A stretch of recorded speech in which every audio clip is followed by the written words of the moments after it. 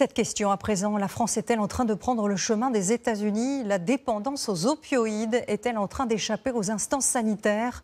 Outre-Atlantique, vous le savez, de nombreux patients sont devenus totalement accros à des médicaments antidouleurs extrêmement puissants. Une véritable drogue qui provoque aussi des trafics. Trafics qui commencent précisément à apparaître sur notre sol.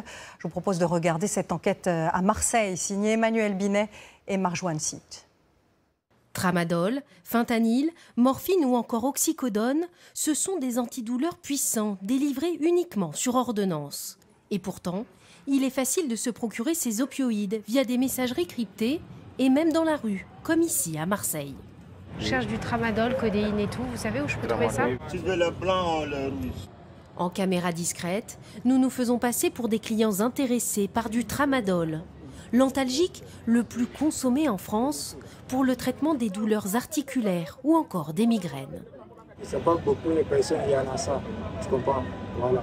C'est comme ça qu'il te dit qu'il faut qu'il va aller chercher d'abord. En quelques minutes à peine, nous sommes servis. C'est 5 €. Un cachet, 5 €?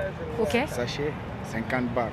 50 € la plaquette de 10 comprimés, soit 40 fois plus cher que son prix pratiqué par les laboratoires. Pour s'en procurer, trafiquants comme personnes dépendantes s'approvisionnent auprès des pharmacies. Par exemple, tramadol, Lyrica. Là, il y a un sirop à base de codéine.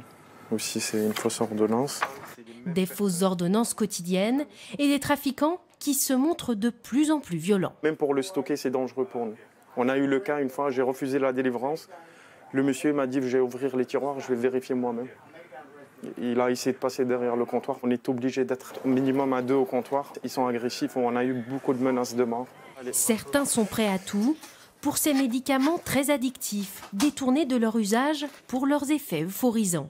Et si le marché noir se porte aussi bien, c'est parce que de nombreuses personnes basculent dans la dépendance. Parmi elles, cette infirmière à la retraite, soignée pour un cancer, est désormais en sevrage dans cet hôpital. Je savais de par ma profession que c'était pas quelque chose de très bon.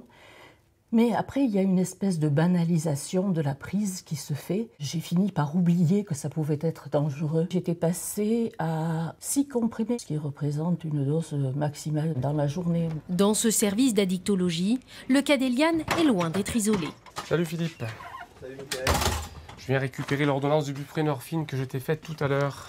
Ce médecin fait face à de plus en plus de patients dépendants aux opioïdes. Le nombre de patients qui sont avec des profils très différents, qui sont adressés dans le service d'addicto pour ce motif-là, sont en constante augmentation. Et à l'heure actuelle, on a en moyenne 2-3 patients par semaine. C'est catastrophique.